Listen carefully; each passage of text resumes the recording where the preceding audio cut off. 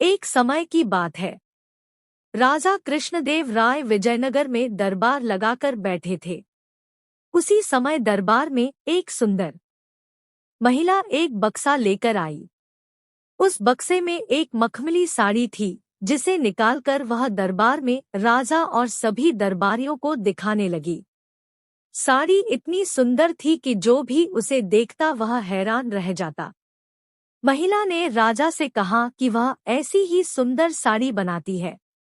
उसके पास कुछ कारीगर हैं जो अपनी गुप्त कलाओं से इस साड़ी की बुनाई करते हैं। उसने राजा से निवेदन किया कि अगर राजा उसे कुछ धन दे तो वह उनके लिए भी ऐसी ही साड़ी बना देगी। राजा कृष्णदेव राय ने महिला की बात मान ली और उसे धन दे दिया। महिला ने साड़ी तैयार करने के लिए 1 साल का समय मांगा। इसके बाद वह महिला साड़ी बुनने वाले अपने कारीगरों के साथ राजा के महल में रहने लगी और साड़ी की बुनाई करने लगी। इस दौरान उस महिला व कारीगरों के खाने पीने से लेकर तमाम खर्चे राजमहल ही उठाता था। इसी तरह 1 साल का समय निकल गया। फिर राजा ने अपने मंत्रियों को उस साड़ी को देखने के लिए उस महिला के पास भेजा। जब मंत्री कारीगर के पास गए तो वह देखकर हैरान रह गए।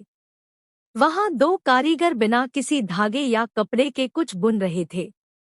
महिला ने बताया कि उसके कारीगर राजा के लिए साड़ी बुन रहे हैं, लेकिन मंत्रियों ने बताया कि उन्हें कोई साड़ी दिखाई नहीं दे रही है। इस पर उस महिला ने कहा कि यह साड़ी सिर्फ वही लोग देख सकते हैं जिनका मन साफ हो और जीवन में उन्होंने कोई पाप न किया हो। महिला की यह बात सुनकर राजा के मंत्री परेशान हो गए। उन्होंने बहाना बनाते हुए उस महिला से कहा कि उन्होंने वह साड़ी देख ली है और वो वहां से चले गए। राजा के पास वापस आकर उन्होंने कहा कि वह साड़ी बहुत ही सुंदर है। राजा इस बात से काफी खुश हुए। अगले दिन उन्होंने उस महिला को वह साड़ी लेकर दरबार में हाजिर होने का आदेश दिया। वह महिला एक बक्सा लिए हुए अपने कारीगरों के साथ अगले दिन दरबार में आ गई। उसने दरबार में बक्सा खोला और सबको साड़ी दिखाने लगी। दरबार में बैठे सभी लोग बहुत हैरान थे, क्योंकि राजा समेत किसी भी दरबारी को कोई साड़ी नहीं दिखाई दे रही थी।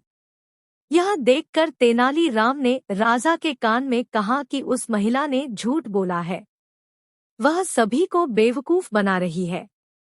इसके बाद तेनाली राम ने उस महिला से कहा कि उन्हें या दरबार में बैठे किसी भी दरबारी को यह साड़ी दिखाई नहीं दे रही है।